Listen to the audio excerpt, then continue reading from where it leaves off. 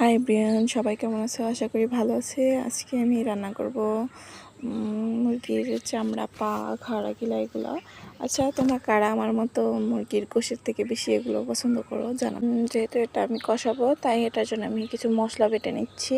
এখানে প্রথমে দিয়ে দিচ্ছি কিছু আদা, এবার দিয়ে দিলাম বেশ বড় বড় দুইটা রসুনের কোয়া, এবার দিয়ে দিলাম কিছু পেঁয়াজ। পেঁয়াজটা দিয়ে এবার আমি জিরেও কিছুটা দিয়ে দিলাম, একবারেই সব বেটে নেই। যাই হোক, এবার ব্লেন্ডার করে নিয়ে নিলাম। এবার একটা কড়াইতে আমি তেল গরম করে তাতে আমি বাটা মশলাটা ছেড়ে দিলাম।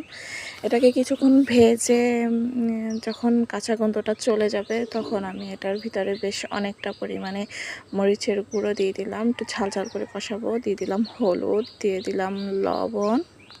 এই পর্যায়ে একটু পানি দিয়ে আমি কষিয়ে নেব। আমি এটার ভিতরে দিয়ে দিলাম তেজপাতা, দারচিনি, এলাচ দিয়ে আমি এটাকে ভালোভাবে কষিয়ে নিয়েছি। কষিয়ে নেওয়া হয়ে গেলে এবার আমি ধুয়ে রাখা গোশের চামড়া, পা, ঘিলা এগুলো দিয়ে বেশ ঢাকা দিয়ে বেশ অনেকক্ষণ আমি কষিয়ে নেব। দেখো, আমার এই পর্যায়ে তেল ওঠা হয়েছে। হয়ে গেলে এবার আমি আরও একটু পানি দিয়ে আরও কিছুক্ষণ কষিয়ে নেব। এই যে আমার কষানো হয়ে গেছে। এবার আমি ঝোলের জন্য পানি দিয়ে দিলাম। যদি আমি ঝোল রাখবো না, তাই আমি একটু কম পরিমাণে পানি দিলাম। দেখো, এই পর্যায়ে আমার রান্না প্রায় হওয়ার পথে। তোমরা যারা ঝোল পছন্দ করে এই পর্যায়ে উঠিয়ে নিতে পারো, বাট আমি কষাবো তাই ঝোলটা টানিয়ে নিচ্ছি। দেখতে দেখতে আমার রান্না শেষ।